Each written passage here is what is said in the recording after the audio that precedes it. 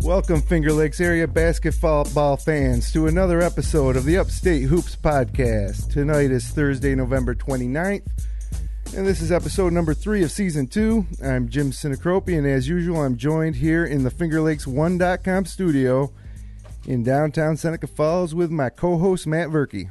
Hey, Jim, how are we doing tonight? Fantastic. Got a great show on tap tonight. We have the starting backcourt of the Mynderse Academy boys varsity basketball team in studio to talk about their upcoming season and help us preview the Finger Lakes East. We're also going to connect with our good friend and college hoops junkie Brad Connor to preview Friday night's Syracuse game in Arkansas and recap a busy week in college basketball. And tonight's show is brought to you by Mynderse and Ricci, your hometown personal injury attorneys. If you've been injured and deserve compensation, call the Finger Lakes Personal Injury Hotline at 315-568-0911. And also by Generations Bank with locations in Auburn, Geneva, Phelps, Seneca Falls, Union Springs, Waterloo, and coming soon, Farmington. Visit them online at mygenbank.com. And the Omen Theater celebrating their I didn't write down the number, but they're celebrating a pretty big anniversary, and they're showing a digital edition of Gone with the Wind. So you can check out omentheater.com for showtimes. That's OHMANN theater.com. And so with that, I'd like to welcome Brandon Pasalacqua back for the second time inside the FingerLakes1.com studio, and Jimmy Ricci, who you're Steve Ricci of Mynderse and Ricci, the sponsor of this podcast. You're his nephew or cousin? I'm his nephew. Nephew, there you go. So it pays to know people, powerful people like Steve Ricci, attorney at law. All right. So basically, guys, you had a nice season last year. You're riding an undefeated league streak of how many games, Verk? I don't know. What is it? I think it's like 29. 29? Coach gave us a calendar at the beginning of this year that had the home game win streak, and then during the season, after every home game, we have to write down the score and keep that home streak going on. So hopefully we can keep it going throughout the season. So 29 home games in a row? 29. But in the league game, it's 46? Yeah. That's an amazing streak. So 3 years in a row. It is, because the Finger Lakes East is no cakewalk. The 1 year was in the West, and then the last two right. have been in the East, which is phenomenal to keep that going. And I know last year you talked about you take the home streak a little bit more serious than the overall winning streak. Right. But that's defend your home court, and obviously you haven't lost a league game in 3 years.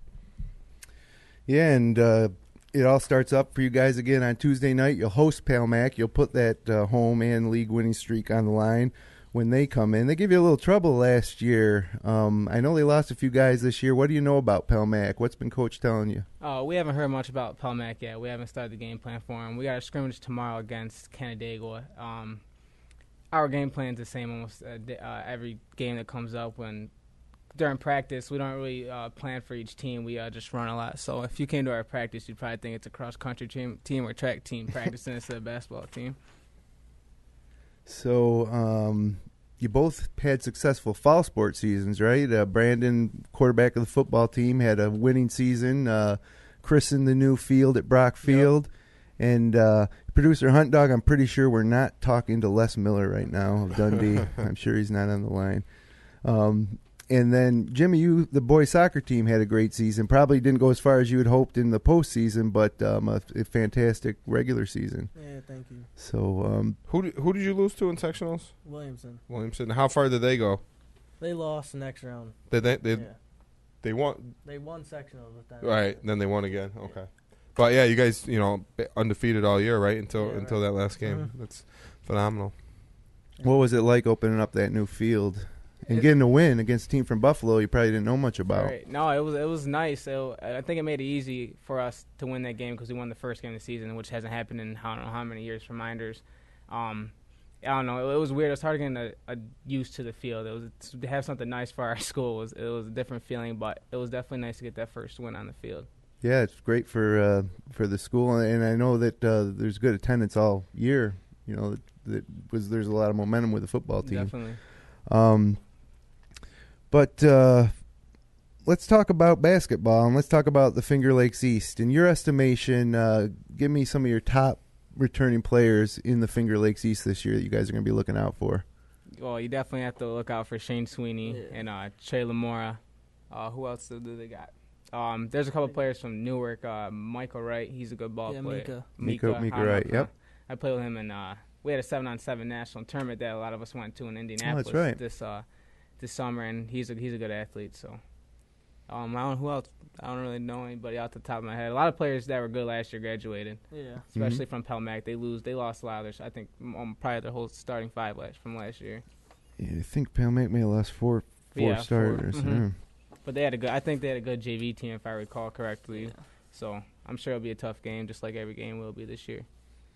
So, in terms of competition, now we were in the gym in Arthur L. Baker for the last home game of the regular season against Wayne last year, and they gave you a fight. And as a matter of fact, in the intro of our show, maybe you saw you guys getting alley-oop dunked on by Wayne last year. Lamora to I can't remember the kid's name.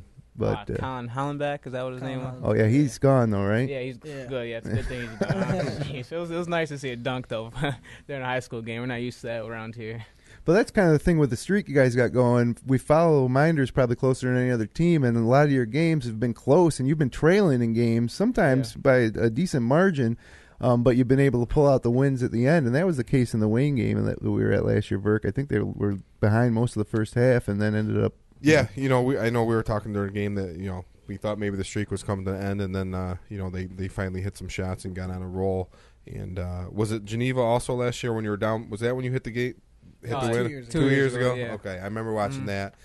They had played Geneva, and you guys were down big and came from like 18 or 19, 20 down, and Brandon hit a shot to tie it and then hit another shot to win it.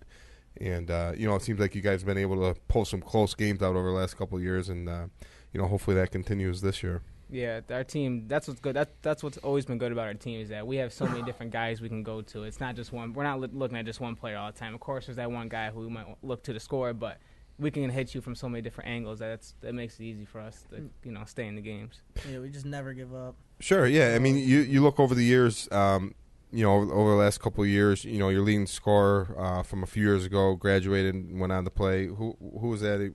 Dave Lynch. Dave Lynch, yeah, he's at RIT now. Right, and you guys lost Dave last year, and then everybody stepped up. Dylan stepped up last year. Now you lose Dylan, and hopefully some other guys are ready to take on that score. A little bit more scoring this year. We were talking a little bit before the show started. It's not always in Coach Field's game plan necessary to get the ball inside consistently, but this year you're probably one of the bigger teams in the league. You're 6'5", 6'5" up front. And, we were talking maybe, a little bit more inside game this year, you think? Yeah, definitely. He's already dropped we have a couple plays and inbounds, and he's already made it a focus, like get it into the big guys and just let them go to work. Feed the big man is what he says to us. So maybe not as many threes this year, you think? I'm sure there'll be a lot. I know that's going to be your role this year, kind of, Jimmy. Is that a three-point specialist, kind of? He tells me to throw it down and get to the side. Spot back up, yeah. Get in there, and that pass it inside. Obviously, then the defense got to adjust, and you guys can spot back up, and and then obviously out front with you two, I would imagine probably two of the quicker guards in the league. Yeah, and then Jason Anderson, he's great athlete, and I think he, just looking at your team, he didn't play a whole lot last year, and I think some of your success is going to depend on getting that fifth guy in there who can contribute. And it's not like you ask him to do a whole lot, but he needs to be there and understand what's going on and everything. And then so off the bench, you were kind of young off the bench, not a lot of experience there. Yeah, we're definitely we got a couple kids coming off the bench that have a little bit of experience, but not a lot of varsity experience. Right. They're good ball players. So who do you think moving up from JVs might make an impact for you this year? Cole Fletcher. Cole Fletcher? Oh yeah, he hustles. He hustles for the ball. He's always there. Never gives up on the play. And where is he? Guard, forward? He's interchangeable. He can play anything. Yeah, I mean he won't be playing 5 or center. Obviously, he'll be playing like a 4-3 kind of hybrid type player. Liam Kerr, he's young. He's a sophomore, so he has some years still. But he's a tremendous shooter, as Jimmy is, and Jason, and even Luke, our big man, can shoot as well. So I'm sure the threes will be jacked up as well this year. Right, because you replaced Dylan Verke, graduated. He's first team Fab Five player. Yep. And then you lost Rattray, who was kind of I thought he played. Yeah, he played well for you last year. Rebounded. He hit the 12-foot jumper. And, he passed the ball well. and your other 3-point shooter there who graduated, Emery. Right? Yeah. So you guys lost quite a bit, but I think you got enough coming back, and with some of the JV kids stepping up that I still pick you guys to be at the top of the league again, and I think when we talk about Geneva, Newark, and Wayne, I see you four kind of battling out all year, and I don't know if that win streak's going to make it all year, but hopefully it does. Yeah, but let's I think it might be kind of a jumble up at top It'll be this tough, year. tough this year, but that would really be an accomplishment. Now, Jimmy, last year you missed the end of the season. Was it mono or that? So, what was that like? Not being able to be with your team, after playing all season.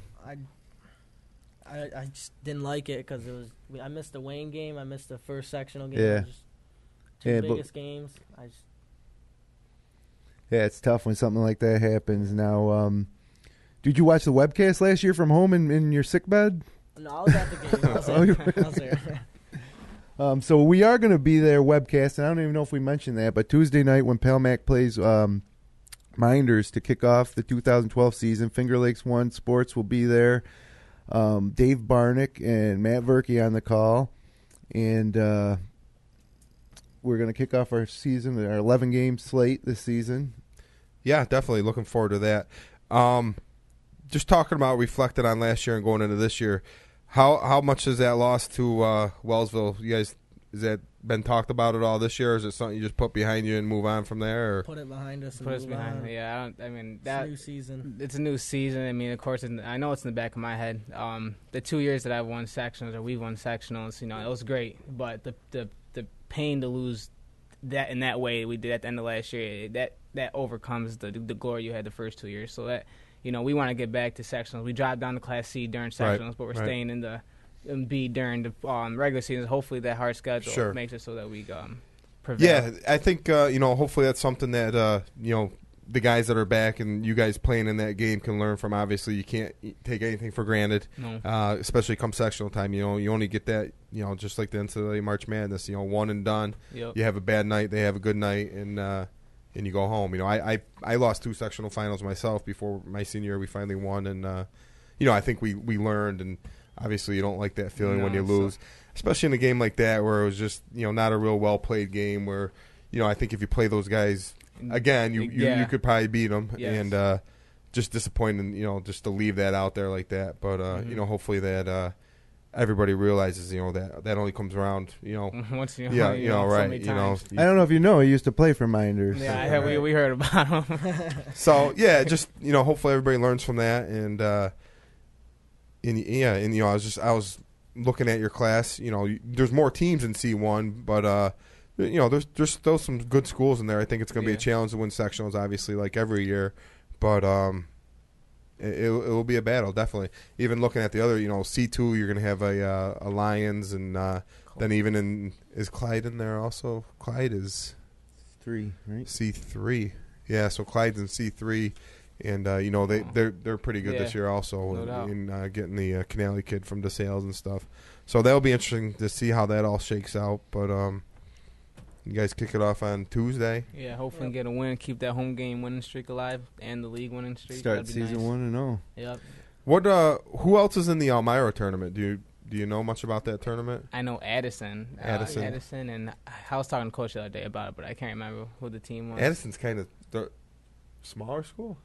Edison Tech. Sorry, yeah. From Rochester? Right. Yeah, so that sounds like it's going to be a pretty competitive tournament. I know last year you guys went up and beat Gates, which was a great game. And then you played Aquinas, right? Oh, we played wire. Oh, who was it? Jefferson? Franklin. We would lose in overtime, I think, in that game, so that was a tough game. Yeah. But and they were both good teams. Oh, yeah. I mean, I was proud of the Did you play Aquinas the year before? Yeah, that didn't go too well. We want to stop playing them this year. Well, that's probably – well, this year might not be a bad year to play them, actually, because I think they're going to be down a little bit. But, they've obviously been loaded up pretty good. Yeah, for sure. Well, I'm going to run through some of the results from this week. There's actually been games played, starting with last weekend at the Cuba Rushford tournament. Cuba Rushford beats Finney in the first round, 62-57. And then Finney went on to beat Walsh Academy out of Section 6, and Cuba Rushford went on to lose to Porterville out of Section 6. Cuba Rushford, team that knocked Lions out of Sectionals last year. is off to a 1-1 start. And then on Monday, wait a second. Actually, let's go to Tuesday night. Waterloo against Romulus South Seneca. 64 for Waterloo, 48 Romulus South Seneca. Waterloo wins in Jeff Panic's head coaching debut. And we get the first look at the combined schools of Romulus and South Seneca. David James Darling had 19 for Waterloo, and Brad Steinrich had 11 for Romulus. Nick Sullivan had 14 points, 9 rebounds, and 3 steals. Alex Porter had 17 points, 11 rebounds, and 4 steals. And then on Wednesday night, Naples defeated Campo Savona 37-36. Luke Parker had 13 points for Naples. Red Creek back this year in the Wayne County League. Lost to Port Byron 60-47. Port Byron in Section 3. That was on Wednesday night. And there's a lot of games ahead this week, Verk, but I'm going to save that till the end of the show to talk about. Some girls action underway also. I don't know if you guys caught the Newark Minders girls game. Was it last night? Yeah, it's last night. Lost. Yeah, it was a good game. 1-point loss for Minders. In overtime. In overtime against one of the best teams in their class in the state. Bryn Lauer is out for Newark. She's one of their best players, her and her sister Brandy, but Bryn Lauer's rehabbing a knee injury, and they expect her back later this season. And then Bloomfield beat HAC 61-22. Kaylee O'Keefe had 23 points, and her sister Abby had 17. Romulus was all over Dundee, 72-35. Red Jacket beat Naples 37-19. And Palmac doubled up Marcus Whitman 81-39. So there's been actually some games played this week. Of course, for next week's show, Verk, which I think is going to be on a little later because Syracuse plays next week. So we're going to be getting on about 10:15 next week. But we should have a lot more scores to report. And we'll also start our Section 5 Players of the Week next week. So, look out for that, fellas. Yeah. If you get a T-shirt this year, right? From yeah, Finger you Lakes get One? a FingerLakes1.com T-shirt. Oh, man. I might have to get one of those. So that'll be next week. But this week, Verk, we're going to do our top 5 power rankings for the Finger Lakes and Wayne County leagues. Our top 5, and this is just totally nothing scientific. But we're going to try to gauge, and it's not by class. It's just the best 5 teams in those 4 leagues. So I'll let you go first, Verk. All right, I'll start at number 5. I had Clyde, and just because they got the Canale kid coming in, they got Bogans and Harper back. They got a pretty decent backcourt with Sharp and Malzani. Cam DeSanto. We saw him play last year against Lions, and they're pretty big up front. And the addition of Canale should be huge for them. Good coach. And then Coach Jackson, pretty intense. So I had Clyde at 5. I had Wayne at 4. They got Trey Lamore back, and I know we caught their JV team last year too a little bit at our webcast, and their JV team was pretty good. I think they had for sure. The brother of that big kid, I think, played, and so obviously he's probably going to be an impact player this year. Number 3 had Newark. They got a lot of returning kids. Their sophomores are going to be juniors this year. They're going to be quick and athletic, and I look for them to get back up to the top of the league standings where they have been perennially. They kind of been down a little bit the last couple of years, but they should be back up there. Number 2, I had Geneva. They returned 4 starters. They got Shane Sweeney back. He kind of does it all. They're athletic. They got some shooters. They have a chance to be very good. And number 1, I got Minders. They haven't lost a game in 3 years. So I guess till you guys are willing to give up that streak, I'm going to keep Minders up front and take it from there. All right, I got first. I got a couple teams just outside. Lions just out, losing their starting point guard Derek Farah from last season, who was a great 3-sport athlete. But I wouldn't be surprised to see them break in here soon under Coach Zach Young. And I got Honeoye just outside with Ben Kratzley, one of the best players in all the 3 leagues. But I really don't know much about him. I know they got Justin Soliday back. But Kratzley was a first-team FL West and Section 5 Class C3 all-tournament team member last year on a 17-4 Honeoye team, and he's back. But I left them out. I put Newark at number 5. Anthony Lombardi back for his senior season. Phil Tack, I think he's a quarterback on the football team. You guys were talking about Micah Wright. Right. David Stone is back, second team FL East. So, I put them at 5, but really they had a little bit of a disappointing year last year with that I mentioned Lombardi. He missed a lot of the season with an injury. So I'm going to have to wait and see them play, but right now I got them at 5. I got Clyde at 4 for the same reasons you mentioned, Verk. They just seem to have a lot of youth last year. They had a chance to beat Lions at home in that game we webcast from Clyde in the last possession, and all those guys are back, and then they add the leading scorer from DeSales. So, we'll put them up there at number 4. I got Geneva at number 3, but really 3, 2, and 1. I could pick them out of a hat right now. Geneva is really strong, and we're getting reports from scrimmages about how good Geneva looks, about how good Wayne looks. But Shane Sweeney and Jordan Donahue are back, similar to you guys, senior starting backcourt. Yep. Sweeney averaged almost 19 points a game last year, and Donahue was close to 11. Terrell Johnson was an East honorable mention last year. And I guess they added a guy from DeSales too, Junior Sims. You remember that name from last year? He's a pretty good ball player. Played with him in AAU. So it just seems like with so many guys coming back that they're going to be tough. And you know what?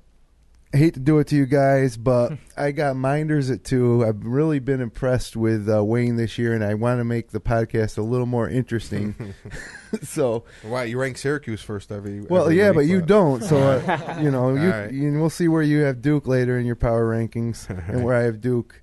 So I got Mynderse 2 and Wayne 1, but as I mentioned, the top 3 I think could go either way. But the same thing with Wayne. And a lot of this, is on reports that we're getting from coaches and stuff, because haven't really seen anybody play yet. Sure. But that's all about to change. Right.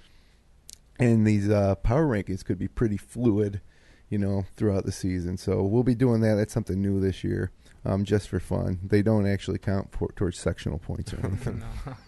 Do you guys follow Syracuse basketball? Of course. Yeah. Have to. Syracuse fans? Yeah. Well, last year we had the kids from Lions, and they were Duke fans. Yeah, so. They are Duke fans around there. It was kind of I disappointing. said this interview's over. Yeah.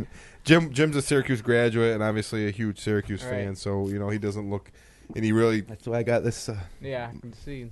Nice background. I might jump on the Indiana bandwagon. I Yeah, like them. I saw them play against UNC the other night. Yeah. They were really good. They look good. They're so. fun to watch. They get up and down the fast-paced, court. yeah. And, You're too young to remember when they beat Syracuse in the finals, probably in they 1987. probably weren't even born. No, I wasn't even talking about it. Yeah. 7-8 years. I was crying on my parents' bed. No. Yeah, that was a while ago.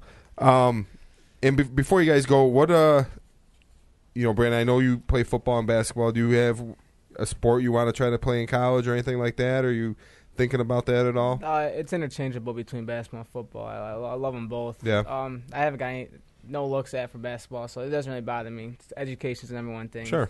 If I can play a sport in college, that would be nice to play. Got a couple schools for football, and we'll see how that goes. Yeah, great. Definitely, number one thing is get that education. And yeah. How about you, Jimmy? You try to play soccer next year or anything? Yeah, well, I got a couple letters for soccer, but I don't know if I'm going to do it. Yeah, you should go for it. I should. Where do you want to be next year at this time? I'm thinking MCC. Okay. And then if you had a dream scenario, U of R, I like U of R a lot, and that's one of the schools that I might be able to play football at. So sure. Talked to the coach a few times, so that'd be nice. Could play in the annual U of R St. John Fisher. Where they call that game? It's got a name. It's not the quarter jug, obviously. It's it's something else they play. It's I have no idea. Well, they play for something, so you could be involved in that. Yeah, I could. Well, look, guys, thanks for coming in. We really appreciate it. Thank you for having us. Best of luck this season. We're going to see you less than a week from now on Tuesday night. Yeah. So maybe you can stop by and say hello, and good luck this season, and maybe we'll even have you back later on. Yeah, Well, spread the thanks for word having too us. about that webcast. If you got relatives anywhere and anything, they can watch it live that I think night. last and year stuff, after the game, the next day, me and a bunch of my buddies watched it on the computer. So we'll spread the word for sure. That's pretty cool, though, right? Yeah. You check it out. Yeah. You got Harold Weber telling. We got some new cameras this year, and yeah, it's better than the things ones like that, Coach so. Fields gives us. Oh my god! Yeah, we're upgraded a little bit this year. We got a few surprises, and it should be a little bit improved. So we're looking forward to it. But thanks again, fellas, Thank you. and thanks, guys. good luck next Tuesday night. So you're listening to the Upstate Hoops podcast, sponsored by Mynderse and Ricci on FingerLakes1.com. We'll be back in 90 seconds. Attention, Finger Lakes residents. Have you been injured and deserve compensation? Call Mynderse and Ricci, your hometown personal injury attorneys.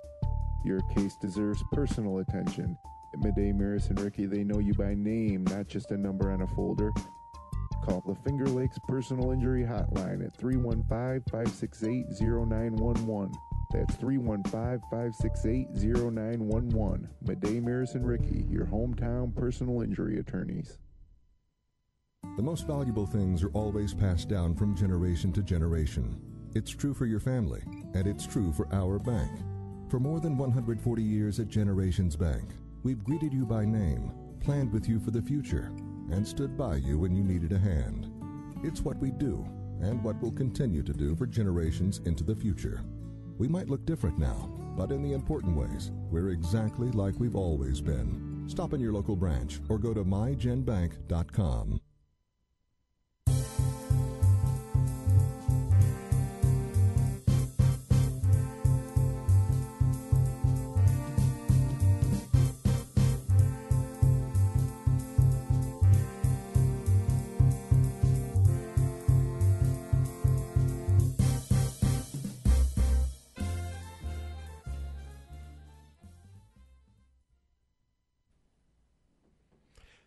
Welcome back to episode 3, season 2 of the Upstate Hoops podcast. We're getting Brad Connor online, getting ready for bring him in, talk about some college basketball. We got a lot to discuss, a lot happening this week with the ACC Big Ten Challenge and more.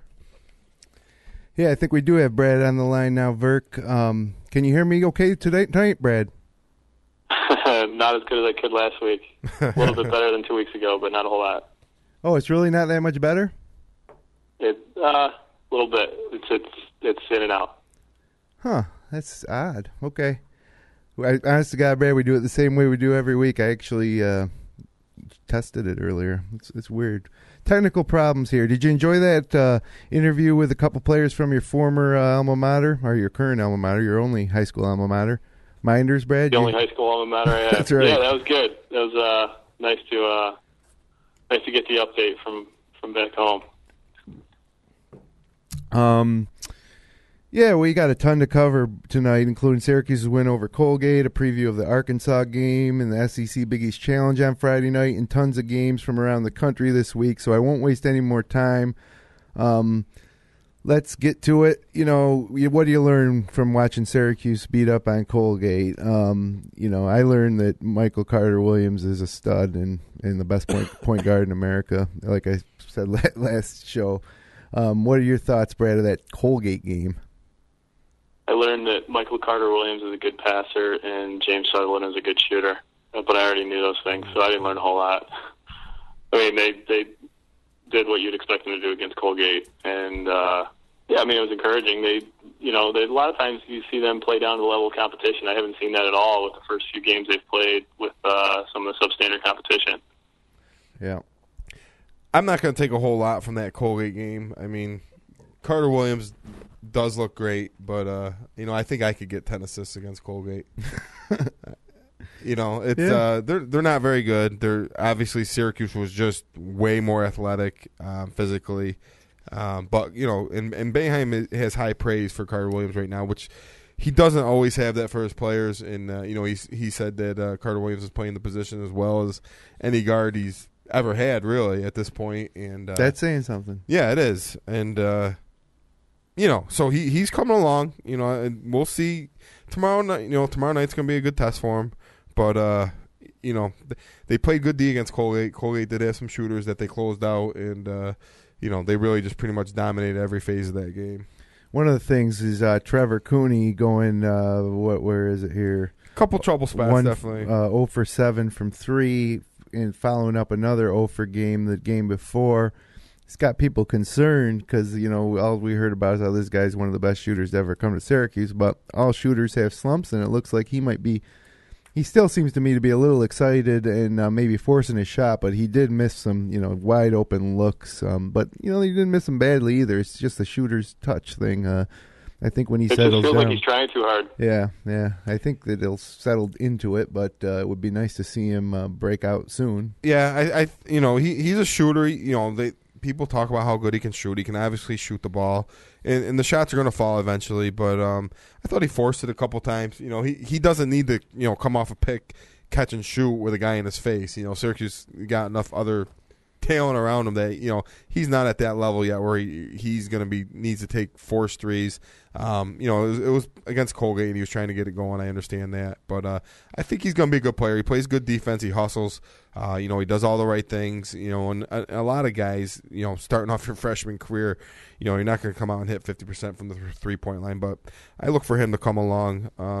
The other concerning thing for me from that game was really the last two games was C.J. Fair just kind of looks out of sorts, Yeah. 2 for 7, and that's the kind of game where I expect him to just kind of dominate, and he didn't look comfortable most of the game. I think with CJ, it's the type of thing where, like you said, Colgate wasn't much of a challenge, and the team's playing looser, and more guys are getting shots. I think when we play against some better competition and we have to work a little harder for points, that you'll see him look to CJ Fair more, and I think he'll be fine. But in this type of situation where there's 8 guys that can put the ball in the basket at any time, and you don't really have to look for somebody. I think that he kind of gets a little bit lost in the offense. Yeah, and I don't think he's the type of personality that kind of tries to take over a game, and I think he's perfectly content, letting the game come to him, and if it's other guys' night to shine, I think he's perfectly fine staying in the shadows. Sort of a little bit like Chris Joseph in that way. Yeah, definitely.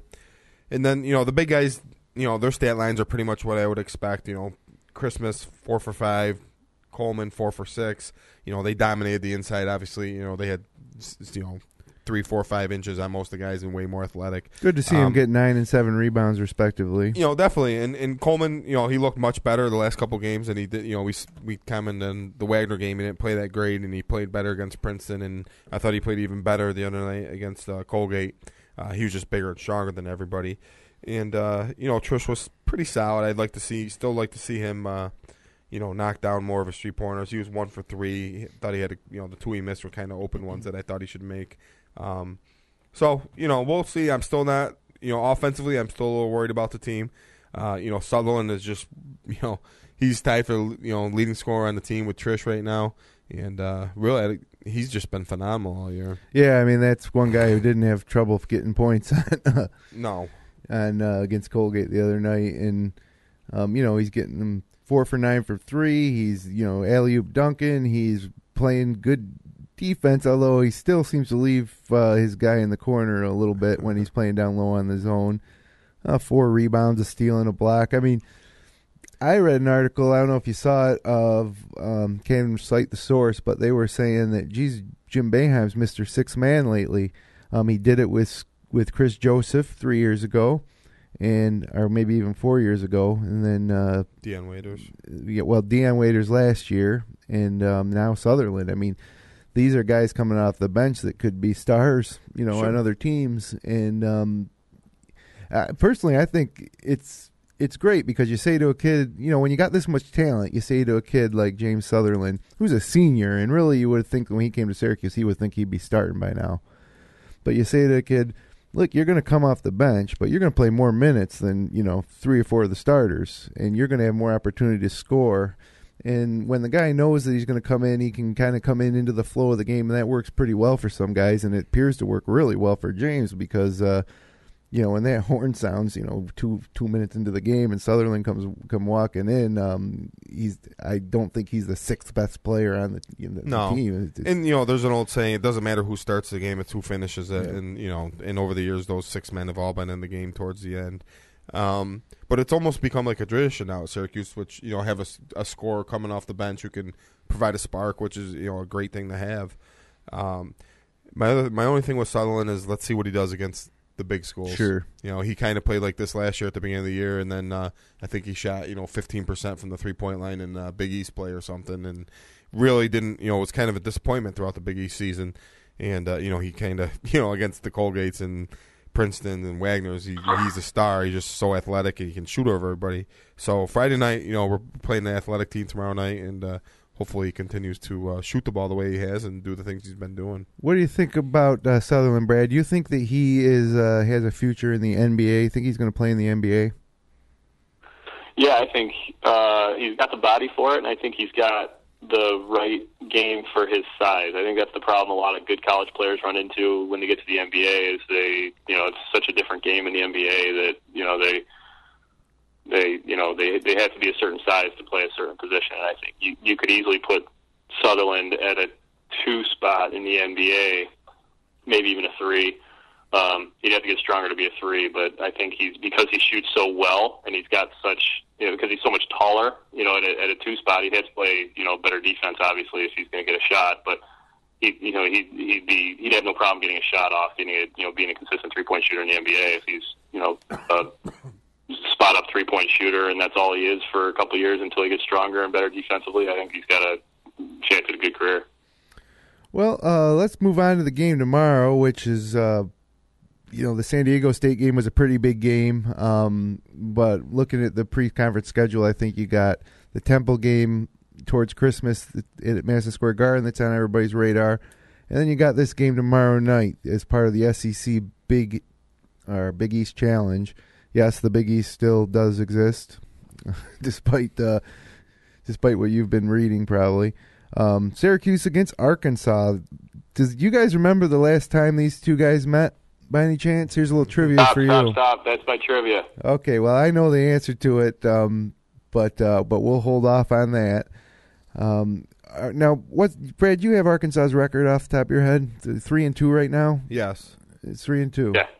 Yeah,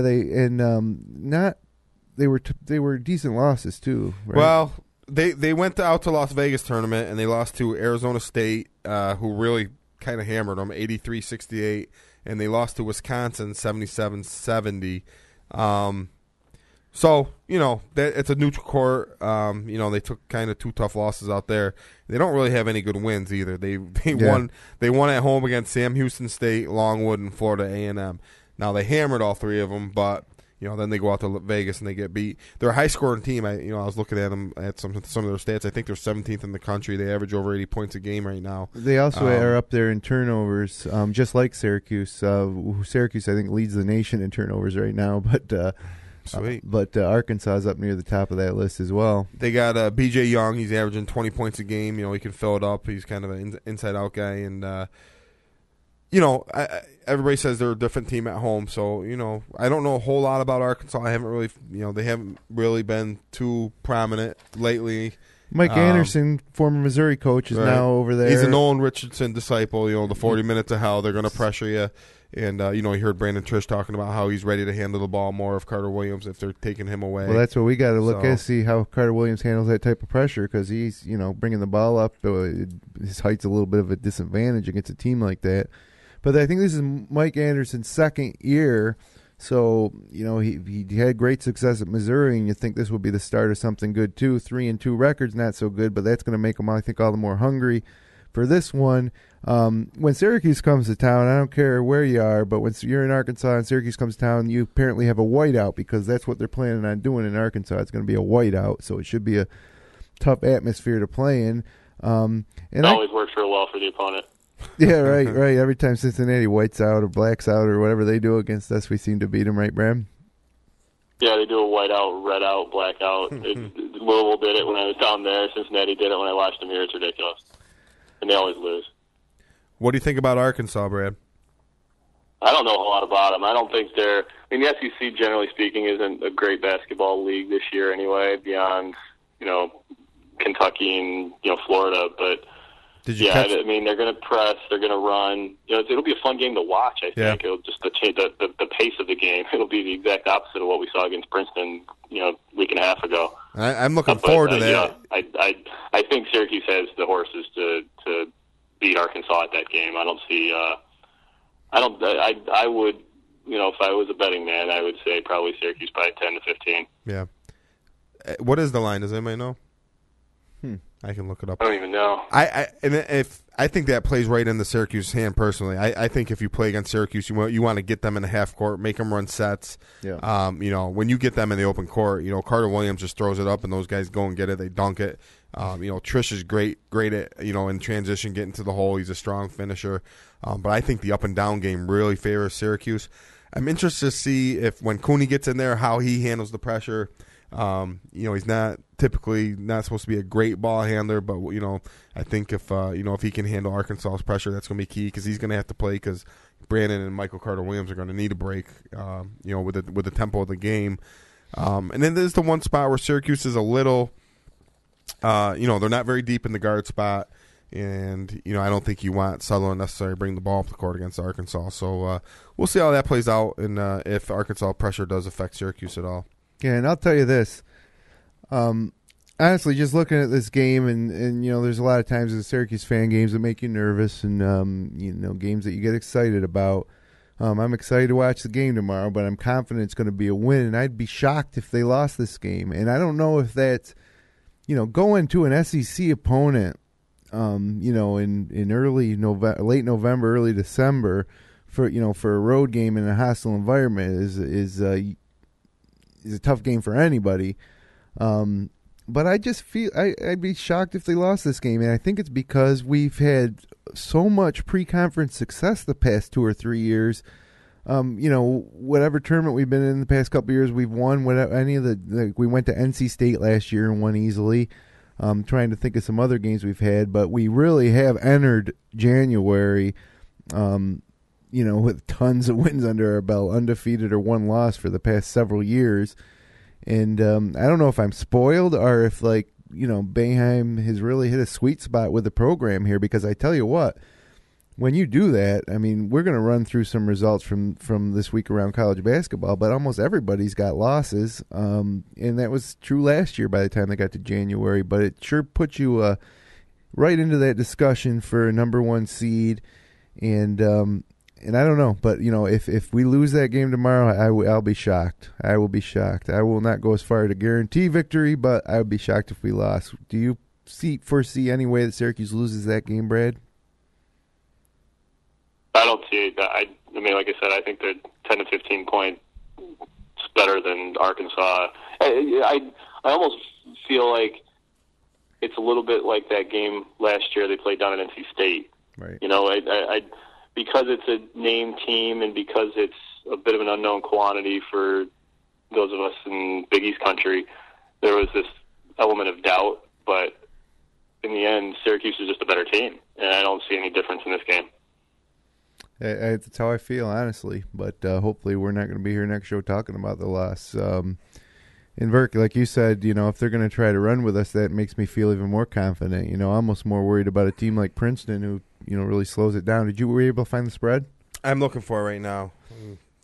So I'll have it in a second. So we got Arkansas on Friday. That's an 8:30 tip. It's on ESPN.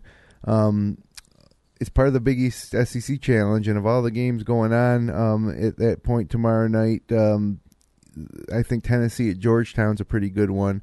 But obviously being on ESPN and not the U or ESPN2, that's the featured game, and I think that's most of the eyes of the college basketball world will be on that game. Syracuse is -8. I'm liking the Cuse to cover that one. 8 points on the road. Can you believe that? On the road of an SEC team?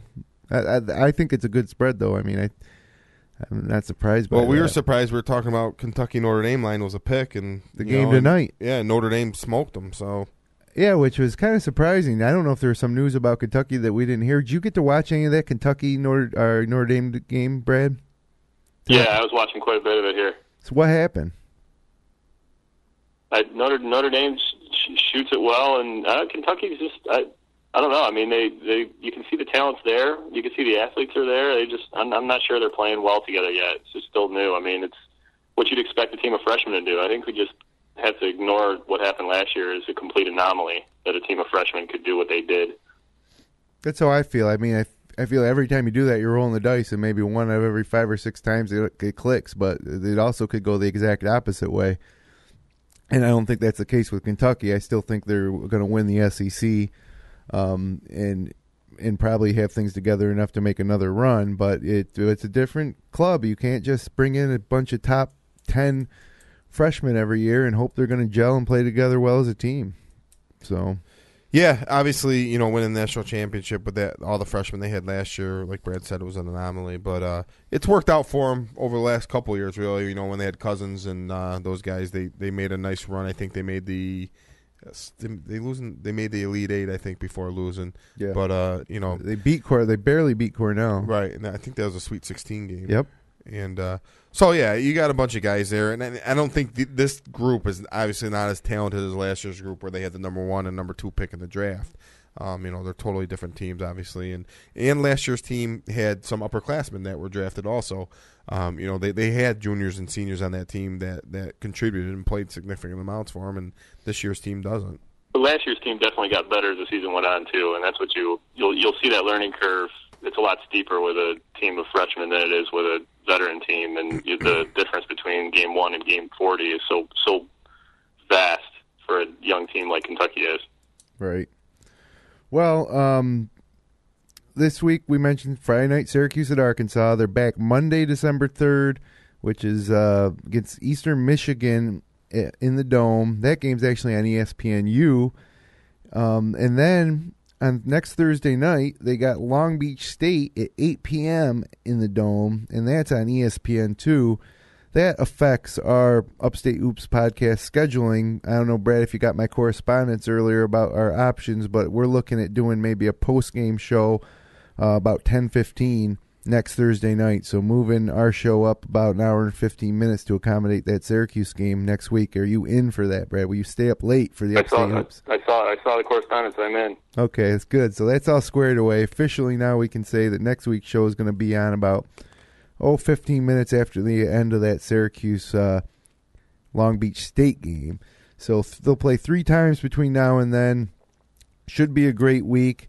And with that, let's transition to a segment that we enjoy very much here on this program, a segment called Connor's Corner, where Brad regales us with incredible trivia questions. Yeah, I had to cut you off because you were going to steal my thunder. So I thank you for slamming on the brakes. But, in honor of playing Arkansas, I invite you back into the time machine and go back to the last time Arkansas and Syracuse played.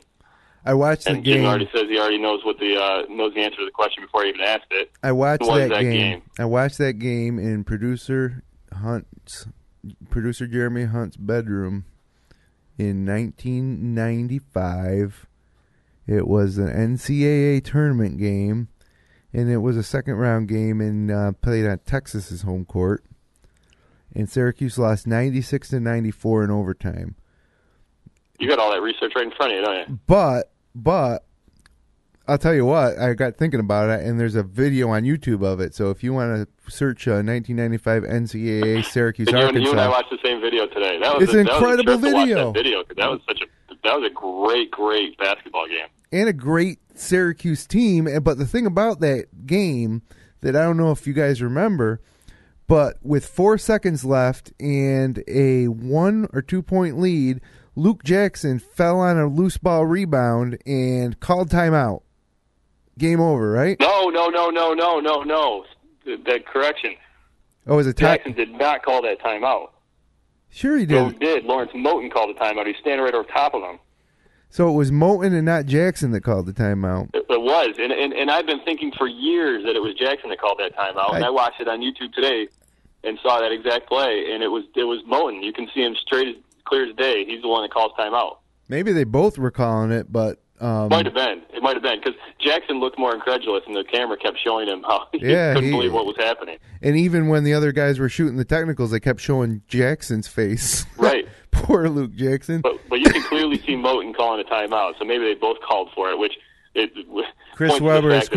Not have told those guys at all that they didn't have any timeouts. Speaking of then that, Arkansas made 1 out of 2 free throws? Right, and then it went to overtime and they lost. But the thing about that you mentioned watching that YouTube video, when he calls that timeout, the camera flashes to Boeheim, and Boeheim's clapping his hands like he thinks it was a great play. Yeah, he didn't. He must not have realized there were no timeouts. He obviously didn't realize there were no timeouts, or he would have coached his team not to call one. He should be fired. But it's a very interesting video, and let me tell you about that team. The last time Syracuse played Arkansas in '95. So when did Arkansas win the national championship? Chip? I think it was earlier than that. It I was think 94. Well, that's part of my trivia. All right, So, so yeah, what happened to Arkansas at the end of that tournament? Is that the year they won it? No. They won it in 94. 95 was UCLA, right? No. 95. Huh. I have no idea. That was Corliss Williamson. Corliss Williamson, his junior year, and he went pro after that year. He and Scotty Thurman both went pro after that year, and they're both juniors. So they must have won that year because Scotty Thurman was on that team that beat Syracuse. I'll say they won the tournament that year, 95. It was the year before. I'll tell you what happened in 95. They lost in the finals to UCLA at O'Bannon's team. Oh, okay, yeah, right, Burke. Good call. So they were in the championship game back-to-back years. They won it the first time, lost it the second time. They lost 89-78 in the finals in Seattle at the end of 95. So they won it in 94, beating Duke with Scotty Thurman's 3 there. And then they lost in the finals in 95. Man, I didn't even realize that. So to think that Syracuse had the defending national champions practically beaten in the second round, and that team then goes on to play for the championship 2 weeks later. Well, that's happened a few times throughout the course of Syracuse history. Now, the next year, 96, we go to the finals and lose to Kentucky. That 95 team, though, if you get a chance to watch this video, if you're a Syracuse fan, I highly recommend that you head over to YouTube and search it out. Maybe I'll even link it up in the show notes of this episode. But Otis Hill at center, John Wallace, Luke Jackson, Lawrence Moten, Michael Lloyd was the point guard. Your best friend, J.B. Reese-Snyder. J.B. Reese-Snyder was the backup center. Which you know what's funny about that team is Sims really didn't play much at all, and no, but he's in this video. And Bergen really, he was on that team. Yeah, Bergen was a freshman on that team, so he didn't get much time at all. Yeah, and then they were obviously big contributors next year in the Final Four team. And I don't think Jason Sapola was on that team either, was he? He transferred in. Yeah, he wasn't because he was a junior college player. Came in the next year. I know I'm missing one more person off that team of significance, though. Can you remember? What's funny about that team, I went back into the archives of that season. J.B. Reese-Snyder started the majority of those games that season over Otis Hill. It was weird because Otis Hill started all of his games freshman year. Started only Reese-Snyder 7 was a out of senior, 30 right? games. That's his sophomore year, and Reese-Snyder started the others. And then it flip-flopped again the next year, obviously, when they went to the finals. Otis Hill started every game. So something happened that year where Otis Hill must have come in out of shape or he was in the doghouse or something. He didn't start much. He did toward the end, and he started that game against Arkansas. But I can't fathom a scenario where J.B. Reese-Snyder would have started over Otis Hill. Well, I knew Reese-Snyder and Glenn Secunda were the two guys when I went to school there who I kind of knew.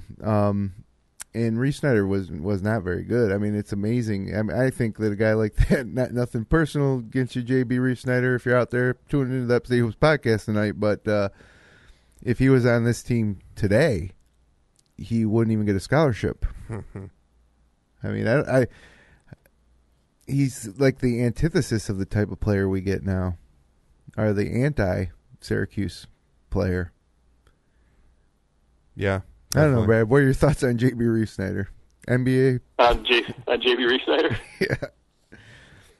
He's a Cincinnati native, I will tell you that.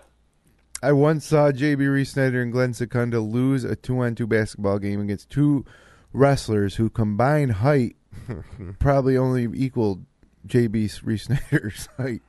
So, but yeah, that's a nice little trip down memory lane for one of the most horrible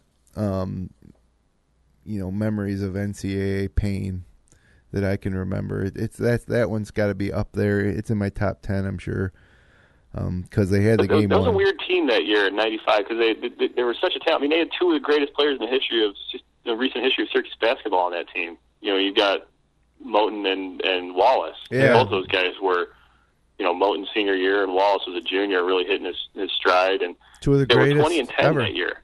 I mean, they were not a great team, right. record-wise. Wallace would have I been don't know a if that's a junior. function of the guard play. I mean, they just had Lloyd, who was a bit of a chucker. He shot a lot. He was a JUCO guy too, because then he didn't play as a senior. And the backcourt really was just him and Jackson. And Hill was young, and Hill was a junior. Of course, you got J.B. Reese-Snyder in there.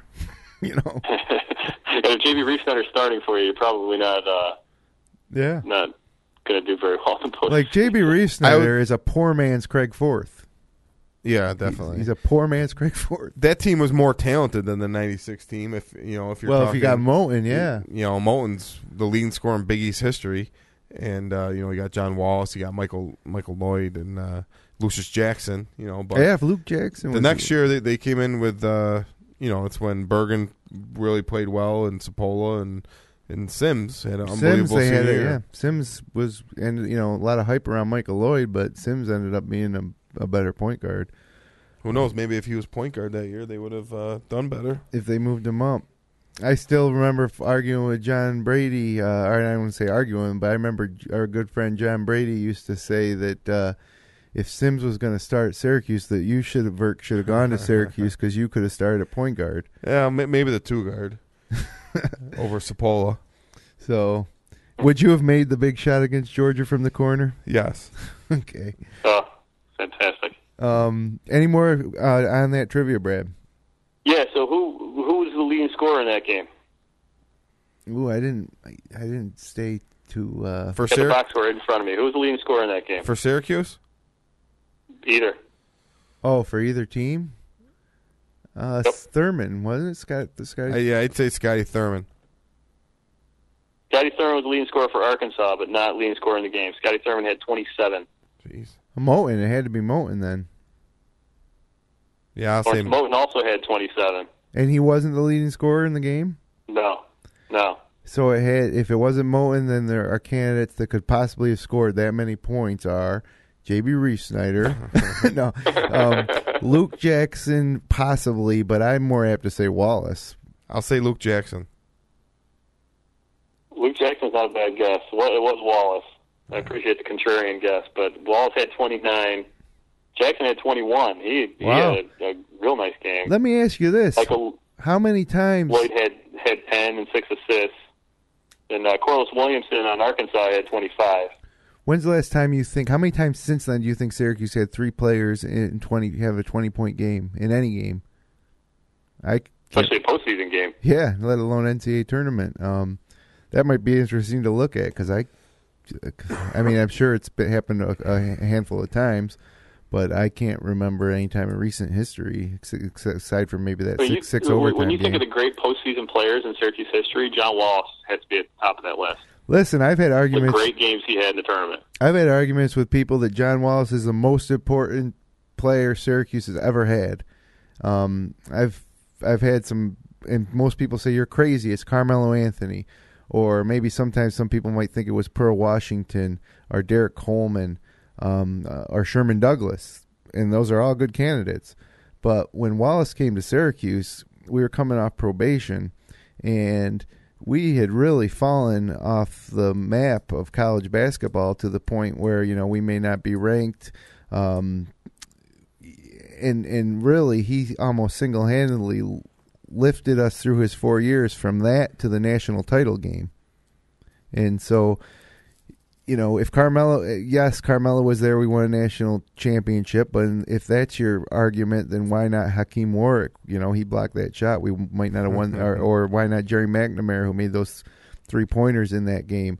I just think the body of work of John Wallace, who finished near the top in rebounds and points scored for Syracuse, and something else, games played. Block shots.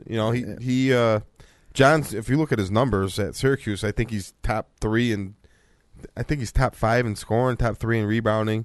I think the only one who compares. That's one thing you don't realize. He's the 3rd leading rebounder in the history of the program. Right. And what is he scoring? He's got to be top 5, right? He's 3rd leading scorer. Yeah, 3 and 3. Is Coleman ahead of him in rebounding? What about scoring? Moulton's ahead of him. One of his teammates. Coleman and Cycli are 1-2 in rebounding, and Moulton and Coleman are 1-2 in scoring. Okay, Coleman's career was unbelievable as well. He kind of, I would say those two were very, for Boeheim, Coleman stayed 4 years, which a lot of the good players did back then. But he had, obviously number 2 in school history in scoring and rebounding. But Wallace, a lot of people don't realize that right here from Rochester, number 3 in scoring and rebounding. And Wallace didn't get the time that Coleman got his freshman year either. Wallace played right off the bat, but Coleman right off the bat was a star on the team.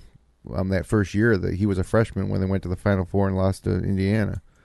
But like I say, John Wallace, to me, if I'm listing my top 10 most important Orangemen ever, or even greatest Orangemen ever, basketball, John Wallace is number 1 on my list. Yeah, I think it's an interesting criteria, the most important, because it should be perceived differently than the greatest players. Because you're right, it was a turning point in the program, and he brought them back from some pretty dark days. It's difficult, though, for me to not argue for Sherman Douglas as well, because we lose Pearl, who at that point was everything to Syracuse. He goes pro after his junior year, and we all, I was devastated. I was an 8th grader, and it was devastating to lose a Pearl. But guess what? When the season started, Sherman Douglas was hiking the ball between his legs in Madison Square Garden and getting 20 assists, and we go to the national title game. So, he's a candidate, and then Carmelo winning the national titles is a guy that always comes up near the top of that list, and McNamara is a bit of a legend, but I put Wallace up there number 1. So. Something surprising, well, maybe it's not surprising, is that he's the last guy to wear 44. Yeah. Huh, yeah. I never even thought about that. The last guy to wear 33? Terrence Roberts. Well, actually, wasn't J.B. Reese-Snyder? No, he was 32, I believe. Yeah, I think so too. He was 32. Did they retire 33 after Terrence Roberts is done? No, I think somebody's wearing it this year, to be honest with you. Maybe not. Maybe not. We should do some trivia on Syracuse player numbers one of these days. But is that it for the trivia, Brad? That's funny. That's funny you said that, Jim, because I thought about that. I was looking through the media guide this week, and I thought that might be a good trivia question. Name the top 5 players who wore number 1. Andy Routens. It's all in the media guide. There's a lot of good stuff in there. I looked at that for a bit. Well, maybe next week, if we can stay up for it. So let's move on from the trivia and Syracuse talk and get into the big picture of college basketball. Let me get a little time check here. Yeah, we got about 15 minutes left here to go. So busy week with all these tournaments going on. Are the Big East ACC Challenge and coming off the heels of all those tournaments this week. My big impression from the week is that there's no dominant teams at the top, and that's not to say that Indiana doesn't look like one of the best teams in the country, but I think you can drop down to maybe the 10th best team in the country and have that many legitimate contenders, where in years past that might have been 2 or 3 teams. But Duke is obviously impressed. They're a little better than I thought they were, and I just nobody other than Indiana really sticks out, and I'm not ready to say that Indiana's head and tails above everybody else. As a matter of fact, they're not even number 1 in my power rankings. But what about you, Verk? Your impressions this week? Well, I thought the game of the night last night with William & Mary Richmond. Yeah, was, that's right, you guys. Double OT thriller, which William & Mary kind of blew it at the end. Brad's a Richmond graduate, I'm a William & Mary graduate. So we're. How much time do we have left in the podcast? Because Burke and I are going to dissect this game, if you don't mind. You guys go ahead for 2. I'll give you 2 minutes to talk about William & Mary Richmond, because we love the former Colonial. That's right. But anyway, actually, we'll move on from there. It was a heartbreaker for me, though, Brad. And Burke would rather not talk about it. That's right. I can't even discuss it. Well, 2 overtimes. It must have been pretty intense. You guys were talking back and forth, texting maybe? Yeah. Richmond was favored by 14. It was the lock of the night. I told him I told him to take the points, and he wasn't sure about it, but it turned out to be a good bet. No doubt.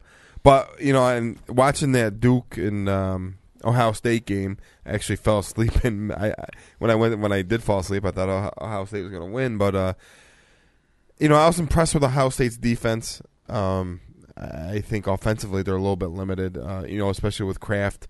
People talk about him shooting a little bit more this year, but he threw up some kind of wild shots last night. Second half especially. Duke's got. I was kind of busted on Jim earlier. Duke's got wins over Kentucky without their starting point Louisville, guard, without their starting center, and Ohio State. In Cameron. But it's 3 great wins. They are obviously, good wins. And and when I watch Duke play, I'm like, they're not that good, but they win. You know what I mean? And they're just getting it done right now. And the second half of the tough. game last night, they looked good. They looked the best they've looked, and Ohio State seemed to be the opposite of everything they did in the first half, which was they played so hard, especially defensively. They all went away in the second half. They were sitting flat-footed while Duke was getting rebounds, and I'm not sure exactly what happened there, but at first it was definitely a tale of two halves. What did you think about that game last night, Brad? Yeah, I mean Duke's playing so well. They're at a high level already, and that was clear from last night. Their team defense, they really excel. They know their roles. I mean, you can tell that they've got a good mix of veterans and experience with real strong athletes. I mean, Suleiman's going to be a fantastic player, but you've got guys like Cook and Ryan Kelly. And, I mean, so they just got a real nice blend. And I mean, they're going to be tough to beat. They're the class of the ACC by every measure at this point. I'd have a difficult time seeing them lose more than 3 or 4 games this season based on the way they started. Other than maybe Miami, who had a nice win over Michigan State, I can see a future scenario where, Duke is one of the few ACC teams ranked by the time we get to January, because North Carolina's looked horrible, and NC State has looked, I wouldn't want to say horrible, but they just don't seem to be able to play 40 minutes.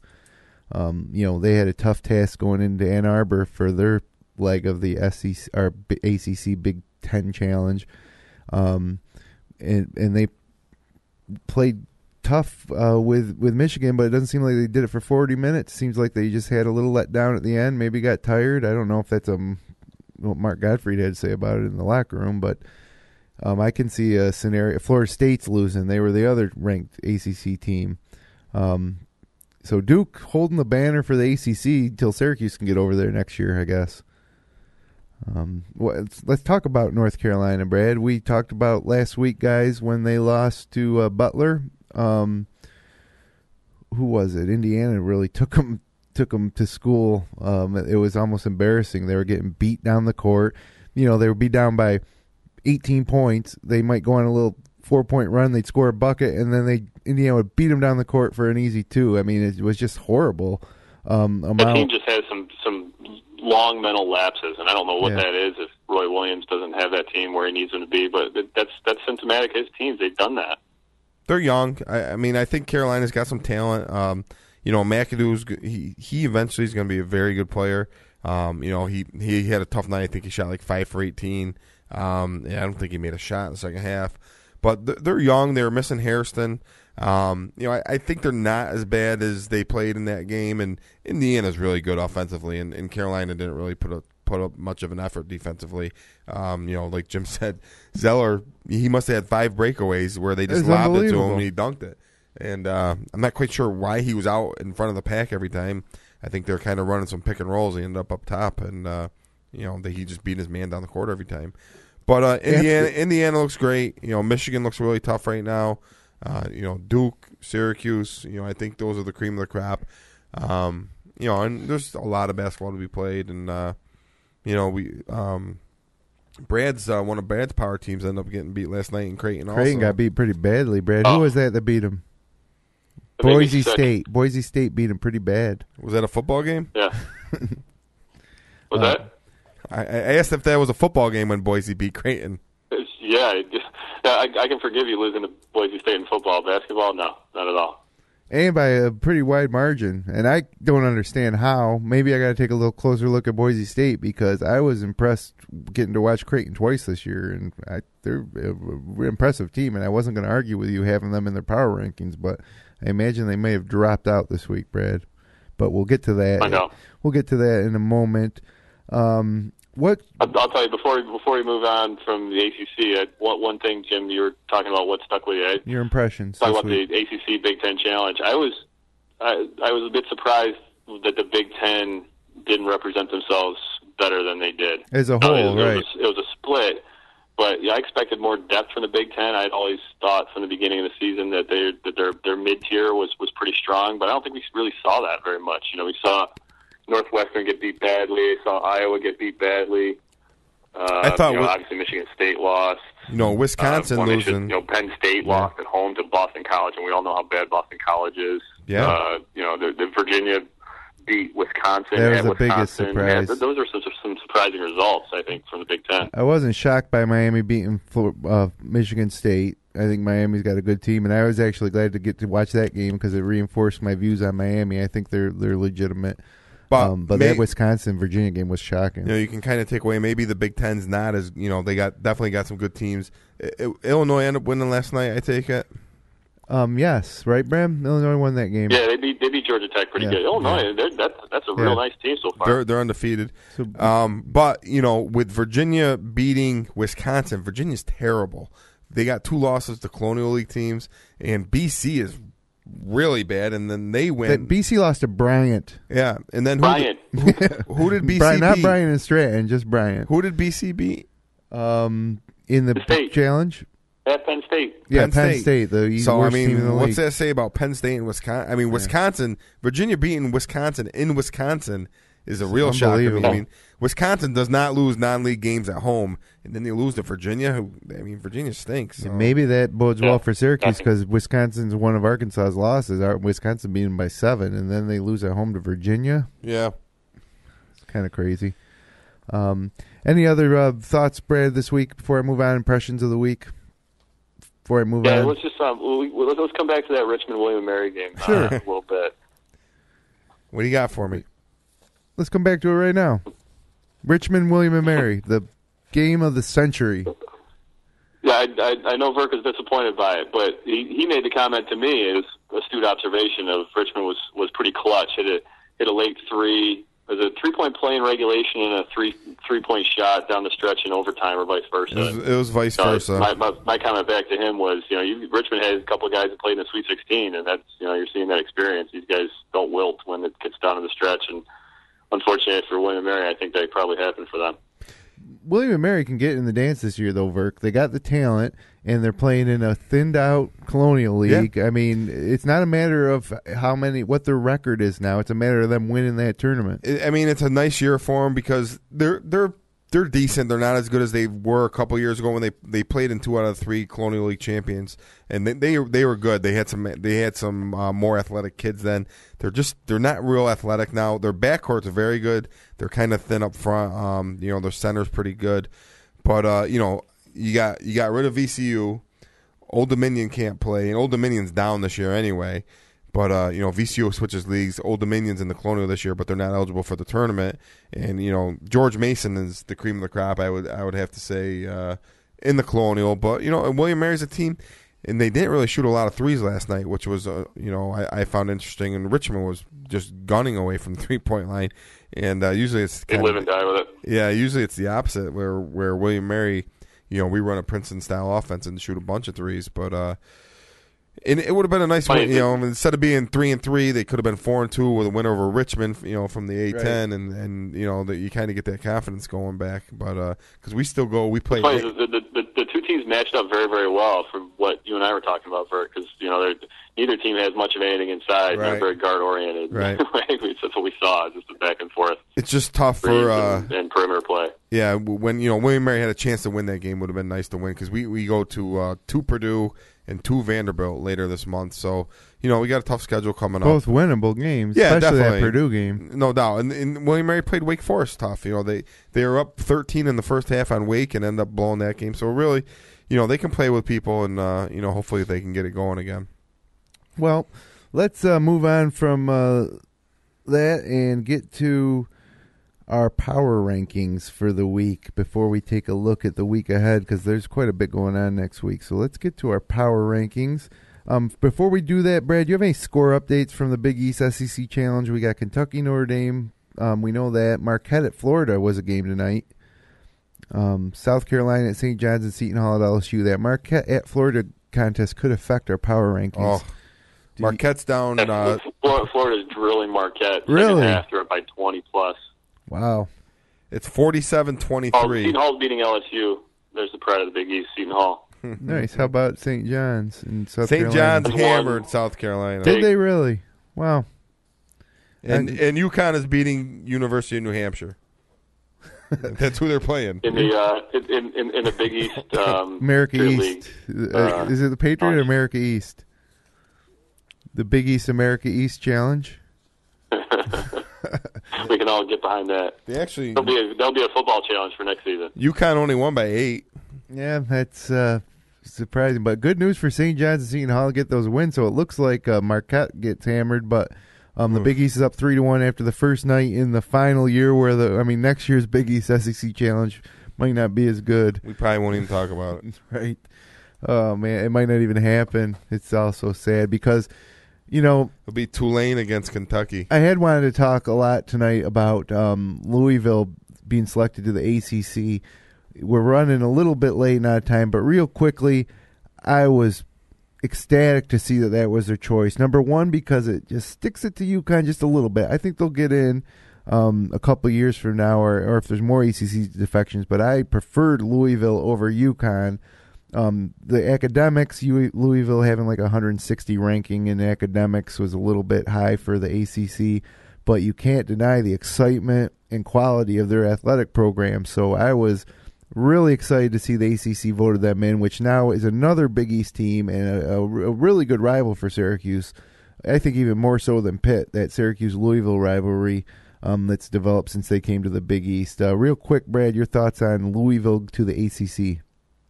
Yeah, a couple things made me laugh. One, Pitino, how he was, after Syracuse exited the Big East, and he was talking about how they were probably going to be better off with Temple and Memphis, and he wanted nothing to do with Syracuse or the ACC at all, and now he's on number one bandwagon jumper. So that amused me. That's how it goes in this thing. Yeah, I'm sorry. I'm just saying that's how it goes in this thing. You stick with your conference, you say good things about your conference, but then the invite goes and you jump off the sinking ship onto the more stable ship, which the ACC. Yeah. Everything's great until it's not anymore. Yeah, But the one thing I thought was funny, taking Louisville, I understand why they did it, but the irony about it points to how short-sighted this whole process is. If you go back like 3 years ago, Louisville football was horrible. Before they hired Charlie Strong, they were awful. Yeah. You think Louisville would have gotten that bid had their football team been 3-8 or? No, because then it wouldn't have been an issue. Whatever they were before they hired Charlie Strong, when the guy Craig Thorpe was fired, they were horrible. Petrino, Craig Thorpe, because Charlie Strong has had 2 good years. All of a sudden, Louisville's this great football program. Well, Petrino had success there before that. That was a big thing, but I think also. The Yum Center, their facilities, their other sports, I think played into it. How did Cincinnati react to that, Brad? Not well. But they didn't have to think they were. What stinks is that Cincinnati and Louisville have been rivals in the same conference forever. They were in the Metro together. They were in the Missouri Valley before that. Then they were in they were in Conference USA together, and then they both came in the Big East together. I mean, they've been in lockstep from day one. And now Louisville's moving on, and Cincinnati's getting left behind. I mean, feel horrible you about see what that. They're stuck with now: Tulane and East Carolina, and it's the Conference USA all over again. So it's a real struggle. I think that there's maybe a wait and see to say, hey, things will change over the next year or two, and let's just be patient. But whether it's a year or 2 or 5 years, it might be football coach because of this. I mean, what reason does he have to stick around at this point? Yeah, it's devastating. I feel really. I mean, I say I want to stick it to UConn, but I do feel bad. A little bit for UConn. I feel bad for Cincinnati. It's devastating. Well, you think of the money that UC and UConn have put into their programs over the last 5 to 10 years to keep up with the BCS kind of programs. UC spent $100 million to put this varsity village thing together. UConn moved to Division I football for this very reason, and developed this stadium in East Hartford to accommodate. They also they spent a lot of money to be in Conference USA all over again. No way. You're right. I mean, and the Big East is going to be Conference USA, and the non-football playing schools, basically your St. John's, Georgetown, Villanova. It's like and there's going to be a lot more movement. These super conferences are all going to end up with 16 teams, and they're going to pick the rest of the good teams. The bigger, UConn and Cincinnati are going to end up somewhere, either Big 10 or Big 12 or ACC. Yeah. And they're all going to expand, and the Big East is going to be. I don't know what it's going to be. Well, I'm hoping they're not going to have a football conference eventually. I mean, every good football school is going to be gone. Well, that's the problem with what they've been. They don't want to resign that fact, so they keep bringing in East Carolina like as a football only school. As soon as they lost that automatic BCS berth, they're done. Well, which it's inevitable. Yeah, it's inevitable they're going to lose that. They're going to be grouped in with that other group of 5 conferences. Right. Nobody wants to be there. Right. it's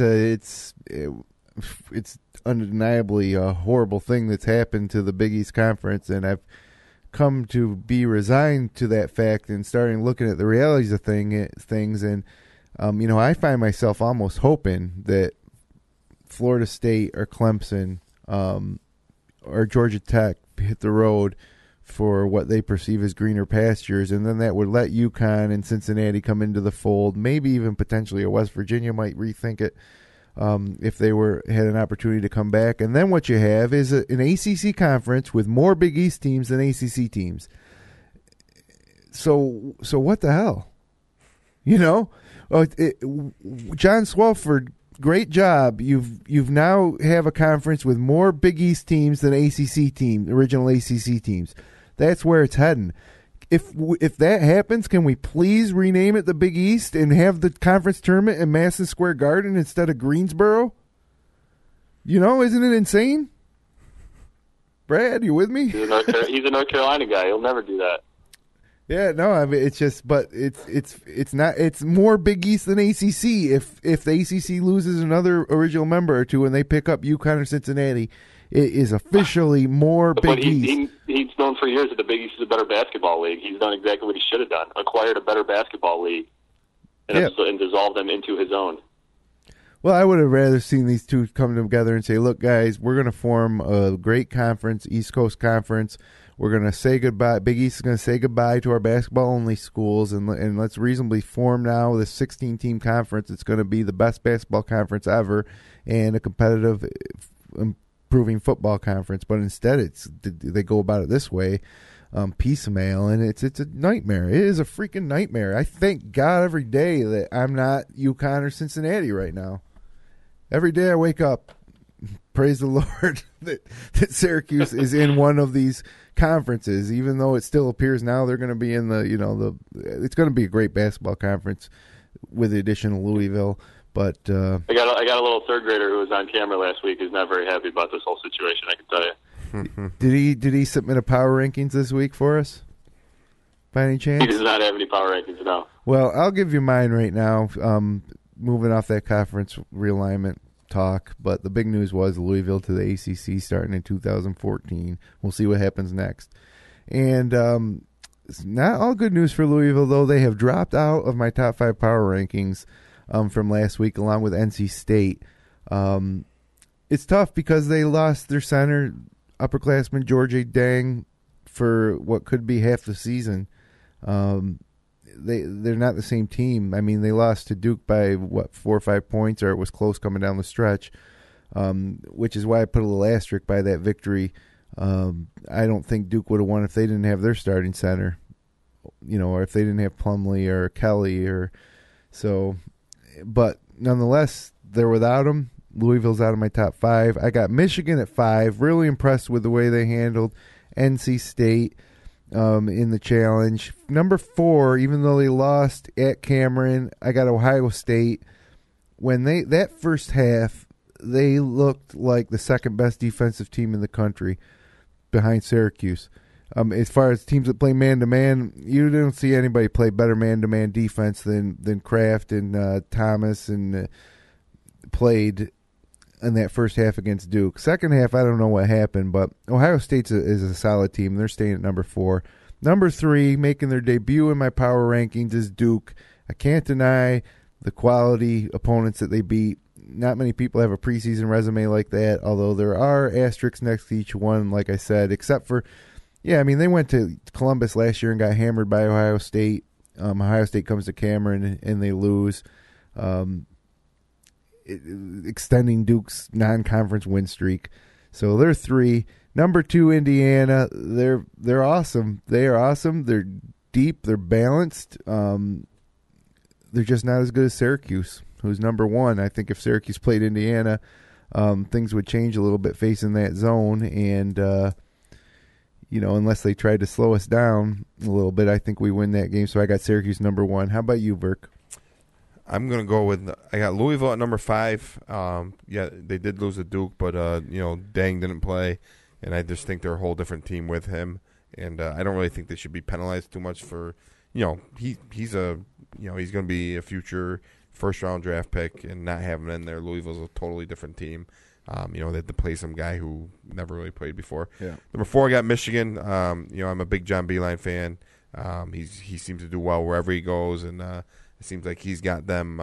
They play. I like the way they play. They got good guards. They shoot a ton of threes, and they're playing great right now. I got Syracuse number 3.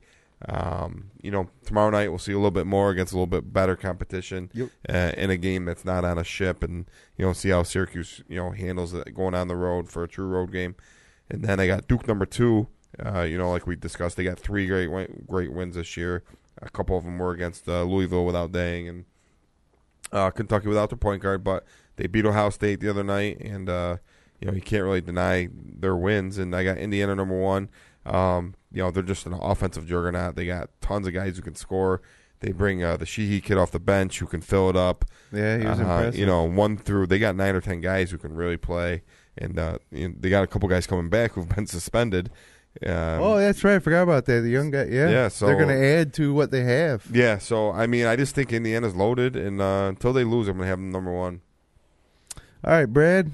What do you got? All right. I don't have too many rules, but one of my rules is if you lose to Boise State on your home court, you fall out of my top 5 power rankings. So Creighton, you're done. Out for now. I wanted to ride them as long as I possibly could, but yeah, not after last night. Forget that. Is Boise State's home basketball court blue like their football field?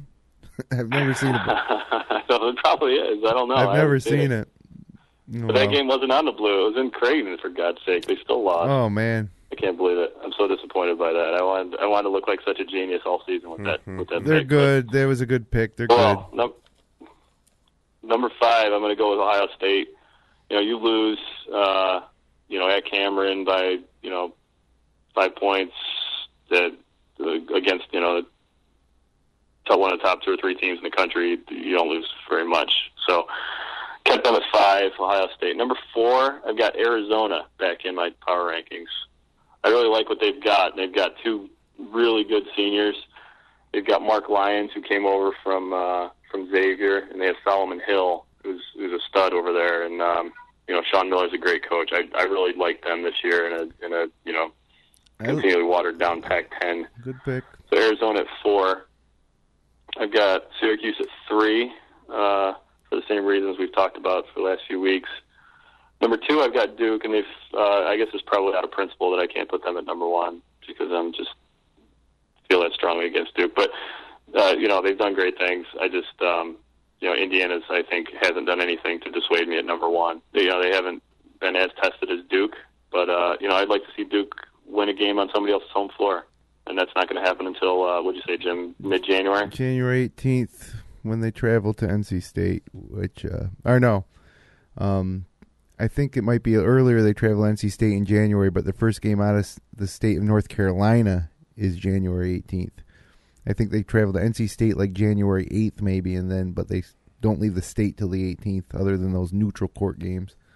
So, but we won't hear Dick Vitale. Yeah, Davidson, I don't know where that would be. I'm guessing that's probably not at Davidson's home court. They're probably playing it in Charlotte. Yeah, and it's not something we're going to hear from Dick Vitale either. So we have to get the word out. Definitely not leaving the state of North Carolina again until they play Miami on January 23rd. Come on, Mikey K. You got to get out of that state of North Carolina, baby. It's like Rule City at home at Cameron. You won't hear that. No, never. Which, by the way, that guy ruined the Indiana game the other night that I was watching. I can't take him at all. You don't put it on mute like I do? Oh, you know what? It's a good idea. I don't even watch it sometimes when he's doing the game. He goes, they're rocking and rolling in Indiana. Everything's perfect except you got to rename the Assembly Center to the Robert Montgomery Knight Center, baby. Shut up, Vitale. The guy was fired for physically abusing a player. Don't mandate to the University of Indiana they got to rename the court after him. God. Well, let's move on real quick and take a look at the week ahead. And we are going a little late. I'll be quick. There's a tournament, going back to high school, there's a tournament in Dundee this weekend featuring Dundee, Marcus Whitman, Wayland, Cohocton, and Prattsburg. Also on Friday, Victor visits Greece Athena. And Red Creek visits Webster Christian, and a pretty big early season game of Honeoye against East Rochester. Honeoye at East Rochester. Saturday, Port Byron again is playing another Finger Lakes team. They're playing Romulus South Seneca at Romulus South Seneca, which I was in that gym scouting it for a webcast that we're doing, Naples at South Seneca. It's a small, I don't know if we could call it a barn, but it is a small former stomping ground of Matt Colgrove. Monday night, Bloomfield at Naples, early college at HAC, and then Wayne County League action that night really kicks off with ER at Sodus, Red Creek at Gananda, Williamson at Clyde. Tuesdays are live webcast, Pasalacqua at Mynderse. Be sure to tune in around 7:30 for the start of that one. And then also on Tuesday, Whitman at Geneva, Newark at Penn Yan, Wayne at Waterloo. Wednesday, Bloomfield at Dundee, Red Jacket at HAC, and Honeoye at School of the Arts.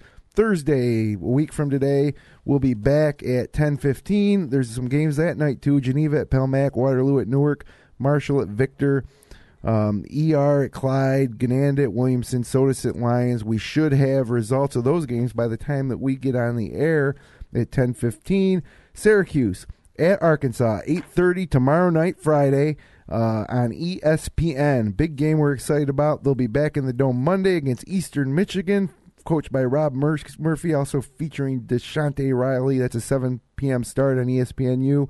December 6th, which is next Thursday, a week from tonight. The reason we're going late, Long Beach State comes to the Dome, 8 o'clock tip on ESPN2. Enjoy the Big East and SEC Challenge. Any parting shots before we get out of here, fellas? Check us out Tuesday, Brad, at the webcast. Be sure to. Be watching. Thanks again to Brandon Pasalacqua and Jimmy Ricci for joining us in studio. For Brad Connor, our producer Jeremy Hunt, my partner Matt Berkey, I'm Jim Sinacropi. Have a great week, and we'll see you back again next week at 10:15. See ya.